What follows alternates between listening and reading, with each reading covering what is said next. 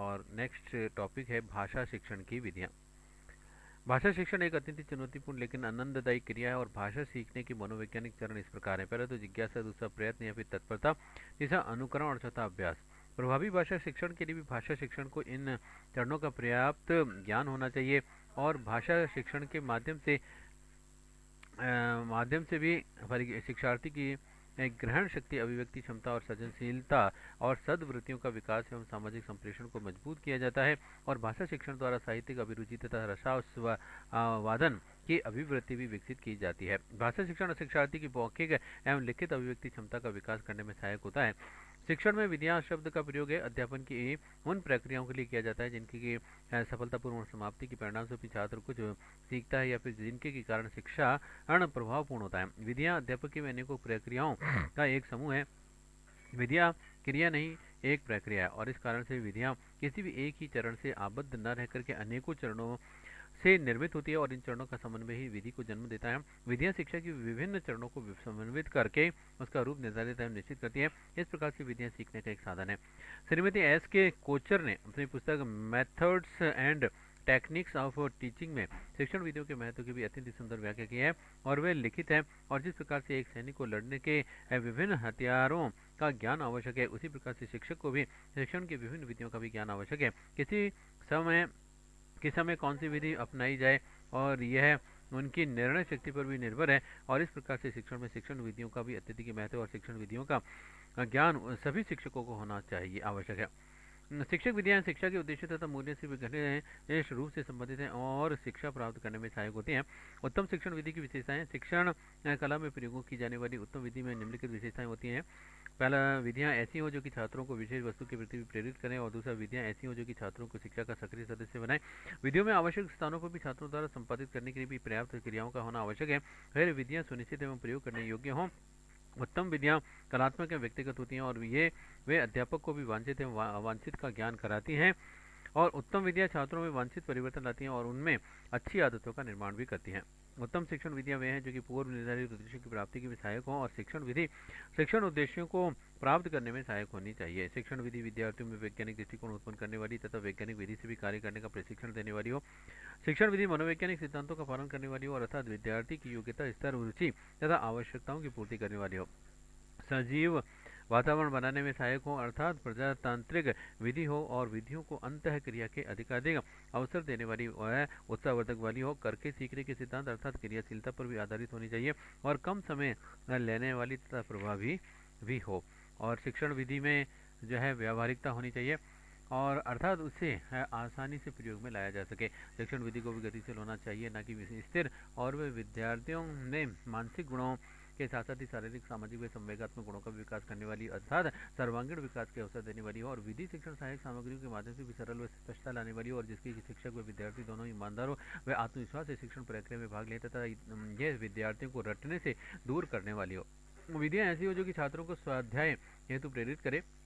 फिर उत्तम विधियां छात्रों में तर्क, निर्णय तथा विश्लेषण शक्ति का विकास करती हैं तथा व्यक्तिगत विभिन्नताओं को भी पूर्ण मान्यता प्रदान करती है। भाषा शिक्षण की विभिन्न विधियां निम्न है। पहले, व्याकरण विधि। व्याकरण विधि के अंतर्गत ही भाषा के व्याकरण नियमों को भी याद कराया जाता है और पहले शब्दों के माध्यम से जो फिर शब्द संयोजन और व्याकरणिक नियमों के आधार पर भी अभ्यास कराए जाते हैं। इनमें व्याकरणिक नियमों की जानकारी को भी वास्तविक भाषा प्रयोग की अपेक्षा अधिक ही महत्व दिया जा गया और इसलिए बाद में इस शिक्षण विधि को भी प्रयोग कम हो गया है। व्याकरण अनुवाद विधि है। यह विधि दो तत्वों पर आधारित है, व्याकरण और अनुवाद। व्याकरण के स्तर पर भी यह विधि द्वितीय भाषा के रूपांतरण विवरण पर भी आधारित है और इसके साथ ही इस विधि में प्रथम भाषा और द्वितीय भाषा के बीच में अनुवाद प्रक्रिया को महत्व दिया जाता था और इसमें अध्यापक द्वारा भी निर्देशित शब्द भेद, धातु, रूप, कारक और काल रचना आदि नियमों को छात्रों के लिए भी याद करना और फिर विधिभाषी शब्द कोशों की सहायता से उनका अनुवाद करना अपेक्षित था। इस विधि से सीखे जाने वाली अन्य भाषा का मातृभाषा में शब्दशः अनुवाद किया जाता है तथा अन्य भाषा के व्याकरण की मातृभाषा के व्याकरण के साथ में तुलना करके शुद्ध भाषा सिखाई जाती है। विशेषताएं। पहले तो द्वितीय भाषा शिक्षण की ये सर्वाधिक प्रचलित एवं प्राचीनतम पद्धति है। प्राचीन भाषाओं संस्कृत, अरबी, ग्रीक, लैटिन आदि का भी शिक्षण इसी प्रणाली से होता आया है। भाषा कौशल की दक्षता प्रदान करना इस विधि का प्रमुख उद्देश्य है। द्वितीय भाषाओं की स्वयं शिक्षण मालाएं इसी विधि पर भी आधारित होती हैं और इस विधि में भी अन्य भाषा का शब्दश अनुवाद किया जाता है और अन्य भाषा के व्याकरण की मातृभाषा के व्याकरण के साथ में तुलना करके शुद्ध भाषा सीखी जाती है। मातृभाषा के अवतरणों का द्वितीय भाषा में अनुवाद कराया जाता है और इसके अभ्यास द्वारा द्वितीय भाषा के शब्दों में एवं वाक्य रचनाओं का भी ज्ञान प्रदान किया जाता है। अनुवाद करते समय शिक्षार्थी इस मातृभाषा के शब्दों के आधार पर भी द्वितीय भाषा के शब्दों को भी रखने का प्रयत्न करता है और इसके अंतर्गत सर्वप्रथम द्वितीय भाषा के व्याकरण का ज्ञान करवाया और पढ़ाया जाता है और जिसमें कि शब्द वाक्यांश संरचना संज्ञा सर्वनाम विशेषण कारक आदि का भी ज्ञान दिया जाता है। संस्कृत पढ़ाने में भी इसी व्याकरण विधि का अनुसरण किया जाता है। इस विधि में बोलने की भी अपेक्षा लिखने और पढ़ने तथा भाषा की अपेक्षा भाषा के तत्वों के ज्ञान पर भी अधिक बल दिया जाता है।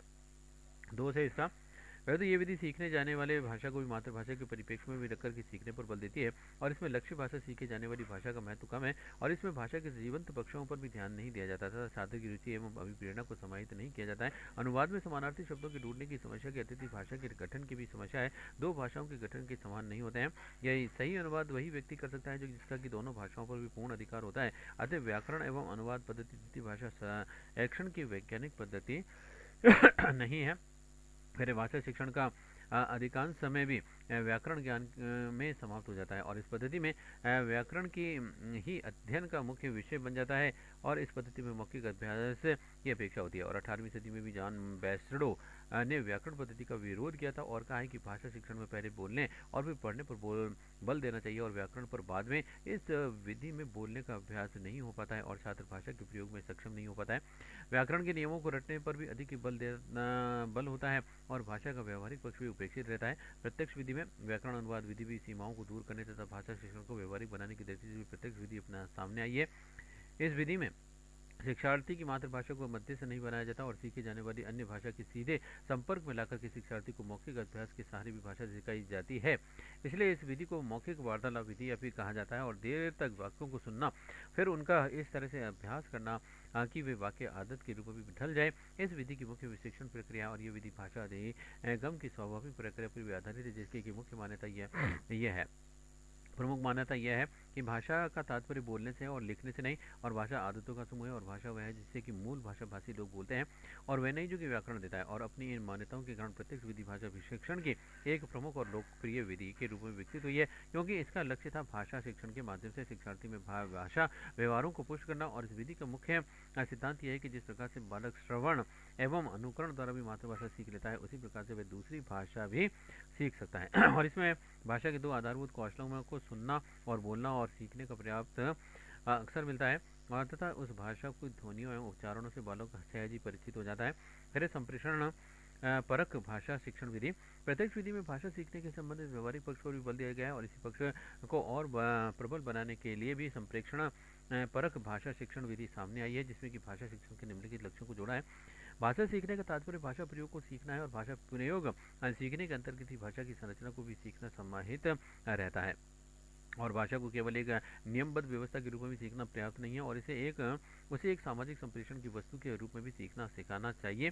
भाषा सीखने का तात्पर्य है सीखे जाने वाली भाषा के सामाजिक सांस्कृतिक नियमों को भलीभांति सीखना और किसी भी विशेष स्थिति के संदर्भ में भी किन भाषिक इकाइयों का व्यवहार उपयुक्त ढंग से किया जाए, ये जानना भी आवश्यक है। कोई भी भाषा सीखने का तात्पर्य है उसकी संप्रेषण युक्तियों को जानना। इस प्रकार से संप्रेषण भाषा विधि ने भाषा शिक्षण को एक ऐसा आधार दिया जिसमें कि भाषा के मौखिक रूप और उसकी सामाजिक सांस्कृतिक विशेषताओं को प्रमुखता प्रदान की गई है। इस विधि के द्वारा भी भाषा शिक्षण क्षेत्र में भी समाज भाषा विज्ञान और शैली विज्ञान की सहभागिता बढ़ी और प्रत्यक्ष विधि से जुड़कर के इस विधि में ने भाषा शिक्षण को उस रूप में सामने रखा जो कि ये मानता है कि भाषा सीखने का अर्थ भाषा प्रयोगों के नियमों को सीखना है, न कि भाषा के व्याकरण के नियमों को।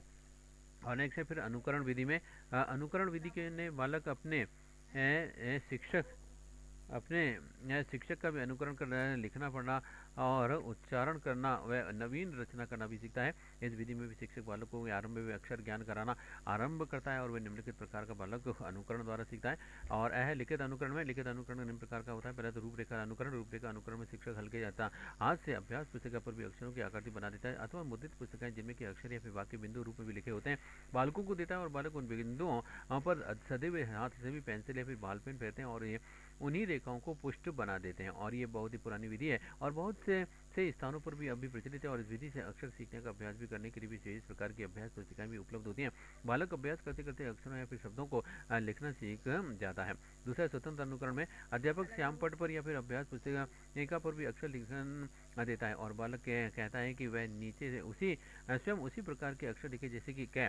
हम बालक उन अक्षरों का अनुकरण करने के अभ्यास कर लेते हैं और स्वतंत्र अनुकरण के लिए भी अभ्यास पुस्तिका उपलब्ध होती है। फिर तीसरा, मॉन्टेसरी विधि। इस विधि में आंख, कान आदि ज्ञानेंद्रिय और हाथ तीनों ही सहायता ली जाती है और बालक पहले अक्षरों को देखता है और फिर उनकी ध्वनियों को कानों से सुनता है और फिर उभरे हुए अक्षरों को अंगुलों से फेरता है और वे अक्षरों के स्वरूपों से परिचित होकर के उनको लिखना सीख जाता है। फिर पेस्टोलॉजी विधि। इस विधि में वर्णों की आकृति को खंड खंड करके उनका अभ्यास करा जाता है। जैसे कि क्या लिखना हो तो पहले 0 और फिर एक और फिर तथा अंत में कै लिखते हैं, आधा कै और फिर अंत में कै लिखते हैं। फिर पांचवा है जैक टॉट विधि। इस विधि को सबसे पहले जैक टॉट नामक शिक्षा शास्त्री ने प्रयुक्त किया था और इस विधि में बालक स्वयं संशोधन करता है और बालक अध्यापक का अनुकरण करके भी एक एक शब्द को लिखता है और मूल से मिलाकर के देखता आ जाता है। और वह उच्चारण अनुकरण। इस पद्धति में अध्यापक एक एक शब्द कहता जाता है और बालक उस शब्द की ध्वनि का अनुकरण करते चलते हैं और अनुकरण विधि उन भाषाओं के लिए भी उपयोगी सिद्ध हो सकती है जहाँ पर हर की एक अक्षर की एक से अधिक की ध्वनियाँ होती हैं अथवा जहाँ पर की लिखा कुछ जाता है और पढ़ा कुछ जाता है। फिर है रचना अनुकरण विधि। इस विधि में जिस प्रकार की भाषा और शैली में भी रचना करानी होती है उसी भाषा और शैली पर भी आधारित रचना, गद्य, पद्य, नाटक आदि को विद्यार्थियों के सम्मुख प्रस्तुत कर दिया जाता है या फिर छात्र दिए गए विषय पर उसी के अनुरूप रचना करने का प्रयास करते हैं और उदाहरणार्थ दीपावली का लेख बता करके होली पर लेख लिखना। और ये विधि पूर्णतः मनोवैज्ञानिक नहीं है और फिर इसमें छात्रों की भाषा तो अपनी होती है किंतु शैली के लिए भी उन्हें आदर्श रचना पर भी निर्भर रहना पड़ता है।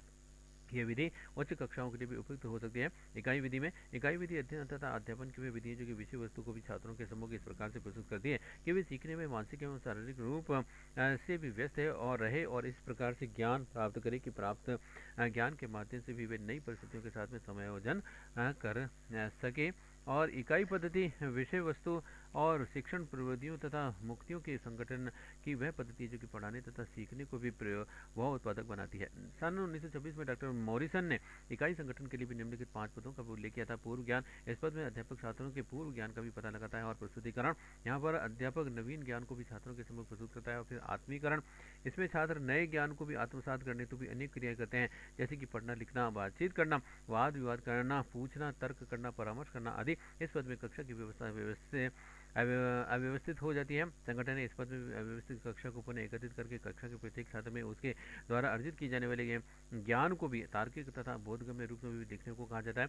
अभिव्यक्ति। अंत में अध्यापक को छात्रों के अर्जित ज्ञान को भी विभिन्न प्रकारों में दोहराता है। अच्छी इकाई में ज्ञान, कौशल, प्रयोग, रुचि, क्रिया तथा योग्यताओं के विकासार्थ पर्याप्त सामग्री होती है। है स्वाभाविक विधि। इस विधि के अनुसार ही भाषा सीखना एक सहजी प्रवृत्ति है और बालक मातृभाषा को उसी साहजिक प्रवृत्ति से श्रवण और अनुकरण का और ग्रहण और अभ्यास की प्रक्रिया द्वारा सीख लेता है। इस प्रक्रिया में पहले सुनना और फिर समझना और फिर उच्चारण करना और फिर बोलना और क्रम स्वाभाविक है और इसके बाद में पढ़ना और लिखना भी सीखता है। फिर है ध्यानात्मक विधि में भाषा विज्ञान में सबसे पहले तो एक सर्वाधिक ध्यान तथा बल ध्वनि विज्ञान पर भी दिया जाता है। इसमें अर्थ की अपेक्षा ध्वनि पर भी अधिक बल डाला जाता है। इस पद्धति के अनुसार राष्ट्रभाषा या किसी भी नवीन भाषा को भी सुनना तथा उसका अनुकरण करके बोलना सबसे अधिक आवश्यक है और किसी भी भाषा की ध्वनियों पर भी अधिकार प्राप्त कर लेने से भी उसका बोलना तथा लिखना सरल हो जाता है। इस विधि में शब्दों, वाक्यों, खंडों और वाक्यों के अर्थ पर उतना ध्यान नहीं दिया जाता जितना कि उनकी ध्वनियों पर भी दिए। इस विधि का एक सबसे बड़ा गुण यह है कि इन ध्वनियों का खूब अभ्यास हो जाता है और उनका उच्चारण स्थिर हो जाता है। इससे लिखने में भी सहायता मिलती है और क्योंकि अक्षर विन्यास का भी अभ्यास हो जाता है। उच्चारण संबंधी कठिनाइयों को दूर करने के लिए भी आजकल लिंगुआ फोन और भाषा और प्रयोगशाला और एयरफोन और टेप रिकॉर्डर और आदि यंत्रों की सहायता की बड़ी उपयोगी सिद्ध हो जाते हैं और इनके द्वारा विद्यार्थी अपेक्षित ध्वनियों को भी बार बार सुनकर के कानों को अभ्यस्त कर लेता है और अनुकरण द्वारा शुद्ध उच्चारण करने लगता है। स्वरों और व्यंजनों का चार्ट बना करके उच्चारण स्थान और प्रयत्न का सही रूप भी प्रदर्शित करके उच्चारण संबंधी कठिनाइयाँ बहुत ही कुछ दूर की जा सकती हैं। फिर है गुण।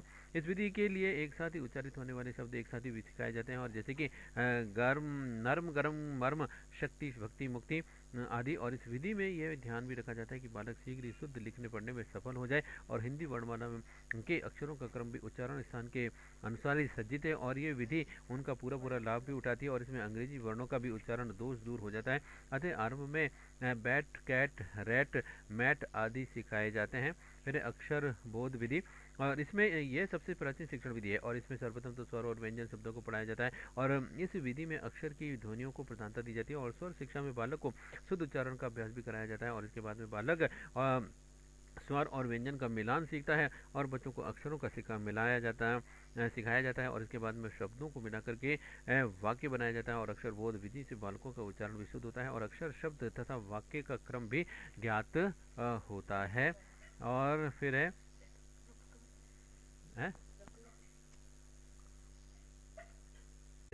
नेक्स्ट टॉपिक समवाय विधि। ये विधि भाषा संसर्ग विधि का ही दूसरा रूप है और इसमें व्याकरण की शिक्षा लंबी समवाय के द्वारा ही दी जाती है और अर्थात इसमें रचना कहानी पद्य आदि की भी शिक्षा देने के साथ साथ ही प्रसंग और अवसरानुकूल व्याकरण की शिक्षा भी दी जाती है। उदाहरण के लिए भी रचना पढ़ाते समय यदि कई वाक्यों में संख्या शब्द आए तो वे विद्यार्थियों को संख्या का ज्ञान कराया जा सकता है और इसी प्रकार से पद्य पढ़ाते समय छंद अलंकारों आदि की भी शिक्षा दी जा सकती है। समवाय विधि की कठिनाइयाँ, ये विधि भाषा संसर्ग विधि को भी समान है और रचना आदि के शिक्षण के साथ साथ ही व्याकरण का भी शिक्षण मनोवैज्ञानिक तो है, परंतु इस विधि में निम्न कठिनाइयाँ हैं। पहले तो इस विधि द्वारा व्याकरण की केवल व्यवहारिक शिक्षा ही दी जा सकती है और दूसरा इसमें यह भी एक कठिनाई है कि यदि गद्य शिक्षण के साथ साथ ही व्याकरण की शिक्षा दी जाए तो भी कभी कभी तो व्याकरण का शिक्षण प्रमुख बन जाता है और गद्य का शिक्षण भी गौण अर्थात बहुधा हम अपने मूल उद्देश्य से विचलित हो जाते हैं। और तीसरे इस विधि से व्याकरण की शिक्षा देने का कोई भी तार्किक क्रम नहीं रहता है। इस प्रकार से इस विधि में भी कई कठिनाइयाँ हैं और फिर भी यह भाषा संसर्ग विधि की अपेक्षा अधिक उत्तम है और गद्य पद्य शिक्षण के साथ साथ ही उचित मात्रा में ही यदि व्याकरण का ज्ञान दिया जाए तो ये विधि बहुत ही उपयोगी सिद्ध हो सकती है। और लेकिन इस बात का विशेष ध्यान रखा जाए कि व्याकरण शिक्षण के लिए भी कुछ पाठ की उपेक्षा न की जाए और वह गौण न बन जाए। फिर अनुवाद विधि में अनुवाद एक भाषा या फिर भाषा भेद द्वारा भी अभिहित कथ्य को दूसरी भाषा या फिर भाषा भेद में रूपांतरित करने की प्रक्रिया और इस विधि में भाषा तो बदल जाती है किंतु अर्थ के स्तर पर दोनों ही भाषाओं के कथ्य में समतुल्यता समानता जरूरी है। अनुवाद एक भाषिक प्रक्रिया और इसके लिए भी अनुवादक को स्रोत भाषा आधार भाषा व लक्ष्य भाषा सीखने जाने वाली भाषा के हर तरह की बारीकियों से परिचित होना चाहिए और इसके लिए भी उसे भाषा विज्ञान की अच्छी जानकारी होनी चाहिए। अनुवाद की एक निश्चित प्रक्रिया होती है जिसके कि 3 चरण होते हैं। पहले तो पठन तथा पाठन विश्लेषण और संक्रमण पुनर्गठन तथा तीसरा लक्ष्य भाषा में अभिव्यक्ति। अनुवाद में स्रोत भाषा की शब्दावली और संरचनाओं तथा अभिव्यक्तियों को लक्ष्य भाषा सीखे जाने वाली भाषा की शब्दावली संरचनाओं तथा अभिव्यक्तियों द्वारा भी प्रतिस्थापित कर दिया जाता है और इस प्रकार से स्रोत भाषा के संदेश का लक्ष्य भाषा में संप्रेषण किया जाता है। अनुवादों में अर्थ के स्तर पर भी किसी भी प्रकार का अंतर नहीं आना चाहिए और अर्थ के स्तर पर समतुल्यता की अनुवाद का लक्ष्य है और इसलिए भी अनुवाद की प्रक्रिया मुख्य रूप से अर्थ के ग्रहण तथा संप्रेषण की प्रक्रिया है। फिर संगठनापरक विधि। इस विधि में विद्यार्थियों को शिक्षक स्वयं अथवा टेप द्वारा भी पूरा संवाद या फिर पाठ सुनाता है और विद्यार्थी उच्चारण और अनुवाद का पूरा अनुकरण करते हुए उसे कंठस्थ कर लेता है और इसके बाद में संवाद के वाक्य का अर्थ समझाया जाता है। फिर व्याकरणिक सूचना प्रदान की जाती है और यह अभ्यास कराए जाते हैं और भाषा सीखने की दृष्टि से इन अभ्यासों का विशेष स्थान है और इससे बालकों में भाषा के प्रयोगों की क्षमता भी विकसित होती है। इस विधि में भाषा के सैद्धांतिक ज्ञान की जगह भी भाषिक कौशलों का भी अभ्यास कराया जाता है और शब्दावली पर बहुत ही बल देने के लिए जगह भाषा संगठन पर भी बल देना और स्वाभाविक संवादों द्वारा भी तथा मौखिक कथन द्वारा अभ्यास इस विधि की भी विशेषता है और इसे सेना विधि, श्रव्य भाष्य विधि, भाषा वैज्ञानिक विधि या फिर अनुकरण परिश्रमण विधि और मिर्मिक की मेमोराइजेशन मेथड भी कहते हैं। फिर संरचनात्मक अथवा गठन पद्धति में शिक्षण की यह सर्वोपयुक्त अधुनातन पद्धति मानी जाती है और ये पद्धति इस सामान्यता पर आधारित है कि द्वितीय भाषा के सीखने में संरचना का ज्ञान और उस पर अधिकार प्राप्त करना शब्द ज्ञान की अपेक्षा अधिक ही महत्वपूर्ण है और अतः भाषा के संरचनात्मक रूपों का भी अधिक अभ्यास प्रदान करना इसी पद्धति की विशेषता है। और भाषा की संरचना के अंतर्गत ध्वनि, शब्द, वाक्यांश और वाक्य गठन के सभी रूप भी शामिल हैं और उनके इस वर्गीकृत एवं आयोजित पाठ्यक्रम के आधार पर भी उनकी शिक्षा प्रदान की जाती है। इस पद्धति में मौखिक अभ्यास पर बल दिया जाता है और कक्षा में द्वितीय भाषा भी यथासंभव प्रयोग किया जाता है। भाषा शिक्षण में तथ्यों और सूचनाओं की जगह कौशल प्रदान करने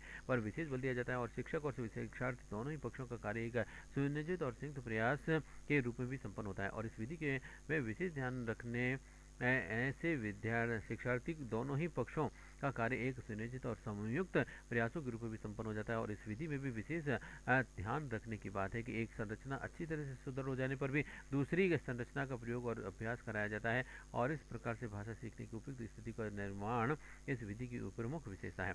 फिर निर्दिष्ट और कार्यविधि में, इस विधि में शिक्षक पाठ पढ़ाने के पहले ही छात्रों में पाठ संबंधी कार्य दे देता है और उसे पूरा करने के लिए भी आवश्यक संकेत भी प्रदान कर देता है, जिसके के आधार पर भी छात्र पुस्तकालय से सामग्री जुटा करके अथवा घर पर भी अपना कार्य पूरा कर ले। और इससे छात्रों में स्वाध्याय, अध्यवसाय, अध्ययन एवं साधन जुटाने की योग्यता आदि गुणों का भी विकास होता है। भाषा शिक्षण में इस विधि का प्रयोग भी सफलतापूर्वक किया जा सकता है। इस विधि में जीवनी संबंधी पाठ और कहानियाँ एवं सभी द्रुत पाठ कुछ प्रश्नों या फिर संकेतों के आधार पर भी छात्रों को पढ़ करके आने और प्रश्नों के उत्तर लिख करके लाने का निर्देश दिया जाता है। और दूसरे दिन कक्षा में उस पर चर्चा भी की जा सकती है और कविता कंठस्थ करने के लिए भी दी जा सकती है। और गहन अध्ययन निष्ठ पाठ भी पढ़ करके आने और कठिन शब्दों में अर्थ शब्द कोश से देख करके आने का निर्दिष्ट कार्य भी दिया जा सकता है। गुण है, बालकों में कार्य पूरा करने के प्रयत्न में स्वयं विचार करने और सीखने की आदत भी पड़ती है। अगले पाठ की पृष्ठभूमि तैयार हो जाती है और जिससे कि पाठ सरल और रोचक और ग्राही बन जाता है। दोष है, सभी बालकों को अध्ययन करने की सुविधाएं घर पर ही नहीं होती है और नहीं आवश्यक साधन ही सुलभ हो पाते हैं, और कुछ ही छात्र घर पर भी पढ़ने लिखने, भाई बहनों अथवा अभिभावकों से काम पूरा करा लेते हैं, और जैसे कि स्वाध्याय एवं स्वयं कार्य करने का मूल उद्देश्य ही समाज का हो जाता है। फिर सभी विद्यार्थियों को एक ही प्रकार का कार्य देने की प्रतिभाशाली छात्रों को उसे बहुमत सरल समझा जाता है, और मंद बुद्धि अतः इन कठिनाइयों को समझकर ही निर्दिष्ट कार्य विधि का उचित प्रयोग भी अपेक्षित है। फिर है पर्यवेक्षित विधि या फिर निरीक्षित स्वाध्याय विधि। इस विधि में विद्यार्थियों को कक्षा में ही निर्दिष्ट कार्य दिया जाता है और शिक्षक बालकों के पथ प्रदर्शन और निर्देशन के लिए भी मौजूद रहता है, और छात्रों को भी स्वयं ही कार्य पूरा करना पड़ता है और वह किसी से भी सहायता नहीं लेता और अपनी समस्या स्वयं सुलझाता है। और इस विधि द्वारा बालक उचित अध्ययन की विधि समझ लेता है और कार्य पूरा करने में भी इस विधि का ठीक प्रयोग करने लगता है। भाषा शिक्षण में इस विधि के अनुसरण में कुछ अधिक समय लग जाता है, और पर विद्यार्थियों में स्वयं अध्ययन करने की आदत भी पड़ती है, और नियमित कक्षा शिक्षण की सहायक विधि के रूप में इसका प्रयोग कर अधिक उपयोगी है। फिर खेल विधि। खेल एक ऐसी क्रिया है जिसके माध्यम से भी बालक सक्रिय एवं आनंदपूर्ण स्थिति में भी रहते हैं, और शिक्षा प्राप्त करने और खेल द्वारा शिक्षा की एक निश्चित रूपरेखा भी प्रस्तुत करने का श्रेय कार्डवेल कुक महोदय को है, और जिनका ये कहना था कि केवल श्रवण और पठन मात्र से शिक्षा पूरी नहीं होती है, और बल्कि उसके लिए भी तो रुचिपूर्वक स्वाध्याय एवं स्वानुभूति की आवश्यकता होती है। अतः भाषा शिक्षण संबंधी कार्यों को खेलों का रूप प्रदान करना चाहिए, और अभिनय, प्रहसन, कविता पाठ और अंत्याक्षरी, कवि दरबार, शब्द रचना की खेल, वाक्य रचना की खेल और समस्या पूर्ति आदि खेल के ही रूप में अपनाए जा सकते हैं। कुक महोदय ने अपनी पुस्तक में प्लेवे में तथा डब्ल्यू.एस. रायबर ने प्लेवे सजेशंस में भाषा शिक्षण संबंधी निम्न प्रकार के खेलों के सुझाव भी दिए हैं, जैसे अक्षरों, शब्दों, वाक्यांशों एवं वाक्यांशों की पहचान। विधि चिटों पर भी लिखे हुए वर्ण और शब्द, वाक्यांश एवं वाक्यों को भी पहचान करके उन चिटों को फलक पर रिक्त स्थानों पर सही सही लगाना, और चिट दिखा करके ढेर में से उनकी प्रतिलिपि ढूंढना, और फलक पर प्रश्न लिखे रहते हैं तथा प्रश्नों के उत्तर चिटों पर लिखे रहते हैं, और प्रश्न पढ़ करके उनके उत्तर वाली चिट ढूंढ करके प्रश्न के नीचे दिए हुए चिट रिक्त स्थान पर भी लगाना आदि है। बालकों को दो समूहों में बांट दिया जाता है, और प्रत्येक समूह के छात्रों के पास में शब्दों या फिर वाक्यों की चिटें देकर के उन्हें एक दूसरे से बदला या फिर पढ़ाने की प्रतियोगिता भी कराई जाए। छात्र दौड़ते हुए रास्ते में लिखे गए वाक्यों को रुक करके पढ़ते हैं और आगे बढ़ते जाते हैं, जो कि सभी वाक्य पढ़ करके लक्ष्य स्थान पर पहुंच जाता है और यह विजयी घोषित होता है। एक डिब्बे में शब्द चिटें भर दी जाती हैं और बालक वृत्ताकार बैठ जाते हैं। शिक्षक बाजा बजाता रहता है और डिब्बे को छात्र एक दूसरे के सामने बढ़ाते जाते हैं। जैसे ही बाजा बंद हो जाता है, डिब्बे का घूमना बंद हो जाता है, और जिस छात्र के पास में वह रहता है वह उसे खोलता है और एक चिट निकाल करके पढ़ता है, और फिर वही क्रम चलता रहता है। एक छात्र एक थैले में शब्दों एवं वाक्यों की चिटें भर करके कक्षा के सामने आता है और प्रत्येक छात्र के सामने आकर के पूछता है, और लोग मोल क्रेता छात्र सामान का मूल्य पूछते हैं और विक्रेता छात्र कहता है कि इसका पढ़ना ही इसका मूल्य है, और एक चिट निकाल करके दे देता है, और यदि बालक पढ़ लेता है तो अपने पास में रख लेता है और अन्यथा लौटा देता है। इसी प्रकार से शब्द रचना के भी खेल खिलाए जाते हैं, और किसी वर्ण से प्रारंभ होने वाले शब्दों को भी छात्रों में कहलाना दिए हुए कुछ वर्णों जैसे कि ल, म, क, श, शंकर, स, सड़क और रे, व से अधिकाधिक शब्दों की रचना कराना, रिक्त स्थानों की पूर्ति कराना, विलोम पूछना, अंत्याक्षरी कराना और विसंकलित पदों में से समान पदों को मिलाकर के बोलना या फिर लिखना आदि भी इसी प्रकार की संधि समास उपसर्ग प्रत्यय आदि के आधार पर भी शब्द रचना के विविध खेल हैं। फिर रचना संबंधी खेल किसी भी शब्द के आधार पर भी 4-5 वाक्य लिखवाना और विश्व श्रृंखलित वाक्यों को क्रम युक्त वाक्य में लिखाना, कहानी प्रारंभ देकर के पूरी कहानी लिखना और संज्ञाएं देकर के उनके उपयुक्त विशेषण लिखना आदि हैं। अभिनय पहलियां बुझाना, मुहावरों के प्रयोग और शुक्तियां लिखवाना, जयंती समारोह, कवि गोष्ठी, कवि दरबार आदि के आयोजन। फिर भाषा शिक्षण की दृष्टि से भी खेल प्रणाली को भी वही आलोचना की जाती है जो कि पूर्व वर्णित आधुनिक प्रणालियों की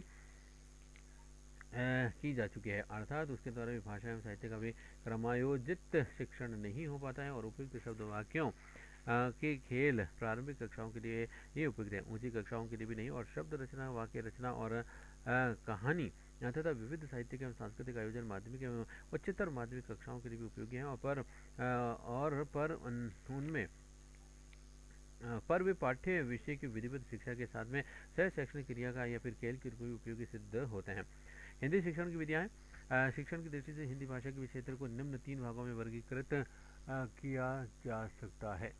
इसमें पहले तो गद्य शिक्षण, दूसरा पद्य शिक्षण और तीसरा व्याकरण शिक्षण। गद्य शिक्षण में गद्य शब्द संस्कृत के गद्य धातु से बना होता है जिसका क्या अर्थ होता है स्पष्ट कहना, और गद्य में भाव को स्पष्ट एवं सरल विधि से भी स्पष्ट किया जाता है और गद्य को व्याकरणिक नियमों से पूर्ण का रचना के रूप में भी देखा जाता है। और गद्य शिक्षण में शिक्षक को विशेष सावधानी एवं सजगता सब रखनी होती है और गद्य को कवियों की कसौटी कहा गया है और क्योंकि कविता में व्याकरण आदि जो है अनिवार्य तत्व नहीं है, लेकिन गद्य में इसका ध्यान रखना आवश्यक है। और हिंदी में गद्य शिक्षण विधियाँ विविध विधाओं के लिए भी भिन्न भिन्न उपयुक्त होती हैं और हिंदी में मुख्य गद्य के विधाएं इस प्रकार से हैं। पहले तो निबंध, दूसरा नाटक, तीसरा कहानी, चौथा उपन्यास और पांचवा एकांकी और छठा जीवनी, सातवां आत्मकथा, आठवां संस्मरण, नौवां रेखाचित्र और 10वां रिपोर्टाज, 11वां डायरी और 12वां है पत्र आदि।